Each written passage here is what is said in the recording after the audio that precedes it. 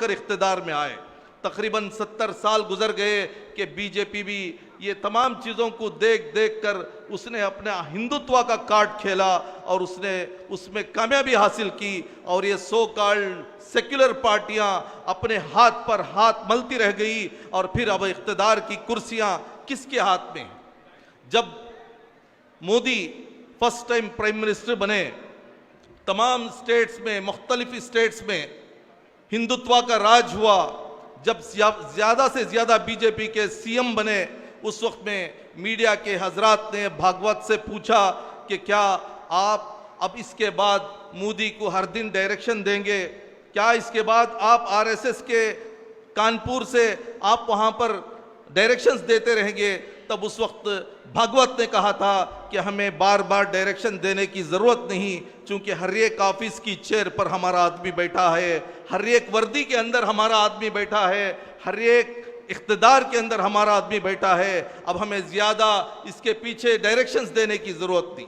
اس کا معنی کیا ہے؟ اس میں صرف 2 پارٹیاں پارلیمنٹ میں اور اسمبلیوں میں بیٹھ رہی ہیں. کبھی بھاجپا آتی ہے تو سیکولر پارٹیوں کے نام پر کوئی اور پارٹی آ جاتی ہے, لیکن قاتل وہی ہے, مقتول وہی ہے, چاقو وہی ہے, خون وہی ہے. پھر ہمارے قبرستان بھرتے چلے جا رہے ہیں, ہم ہر دن اپنا جنازہ اٹھا رہے ہیں. کب تک ہم اٹھائیں گے؟ جتنے لوگ ہمارے جنازے میں نظر آتے ہیں اتنے لوگ یہ غریب کو 2 روٹی دینے کے لیے نظر نہیں آتے, کپڑا پہنانے کے لیے نظر نہیں آتے, ایک مخروس کی آنکھوں کو پوچھنے کے لیے نظر نہیں آتے. جنازہ اٹھانے کے لیے ثواب کی نیت سے بہت سے لوگ آ جاتے ہیں, فاتحہ پڑھ کے چلے جاتے ہیں. یہی اگر ہمارا رسم رہی, کاروائی رہی, تو پھر ہماری نمازوں کا کیا ہوگا, ہماری میناروں کا کیا ہوگا, ہمارے مدرسوں کا کیا ہوگا, ہماری نقاب اور یہ جو پردہ ہے اس کا کیا ہوگا؟ اس کے لیے ہمیں اٹھ کے کھڑے ہونا ہے. اٹھ کر کھڑے ہونے کے لیے کسی اور سہارے کی ضرورت نہیں. آپ کے لیے ایک ہی سہارا ہے, وہ ایس ڈی پی اے ہے. یہی ایک ایس ڈی پی اے ہے جو آپ کو اپنے گھٹنوں سے اٹھا کر پیروں پر کھڑانا چاہتی ہے. بہت سے لوگ کہتے ہیں کہ یہاں پر پولیٹیکل قتل ہو رہا ہے. منگلور کے اندر پہلے مسعود کا قتل ہوا, کس نے کیا؟ کیوں اس کے تعلق سے ابھی تک انویسٹیگیشن نہیں ہوا؟ اس کے خلاف کوئی میڈیا ٹریل نہیں ہے. یہاں تک کہ چیف منسٹر وہاں پر پہنچتے ہیں. ایک پروین کا قتل ہوا, پروین کا قتل بھی غلط ہے, مسعود کا قتل بھی غلط ہے. پھر اس کے بعد فاضل کا قتل ہوا. یہ تینوں قتل کو آپ رکھ کے دیکھ سکتے ہیں کہ یہ انسانیت کا قتل ہے, یہ جمہوریت کا قتل ہے. اس کے بعد اور کیا کیا ہونے والا ہے؟ کب بلڈیزر آئے گا, کب انکاؤنٹر ہو جائے گا, کب ہمارے محلوں سے پانی بند کر دیا جائے گا, کبھی ہمیں نوکریوں سے نکال دیا جائے گا, ہمارے محلوں سے ڈھکیل دیا جائے گا. جس طریقے سے آپ کووڈ کے سیزن میں دیکھے ہیں کہ کس طریقے سے وہاں پر لاک ڈاؤن کے نام سے پریشان کیا گیا, سیل ڈاؤن کے نام سے پریشان کیا گیا, میتوں کو اپنے فیملی کے ہاتھوں میں نہیں دیا گیا. یہاں تک کہ ویکسین کا بھی ایک پروموشن ہوا, وہاں پر کفن دفن کو بھی چرایا گیا, یہاں تک کہ لاشیں بھی چرا دی گئی. تو یہ تمام ماحول ایک ایگزامپل ہے. آئندہ آنے والے دن اچھے نہیں ہیں. اگر اچھے دن بنانا ہے تو اس کے لیے ہمیں کام کرنا پڑے گا. یہ کام کرنے کے لیے ہمیں قربانی دینے پڑے گی. قربانی دینے کے لیے ایک پلیٹ فارم کی ضرورت ہے. اسی پلیٹ فارم کا نام social democratic party of India ہے.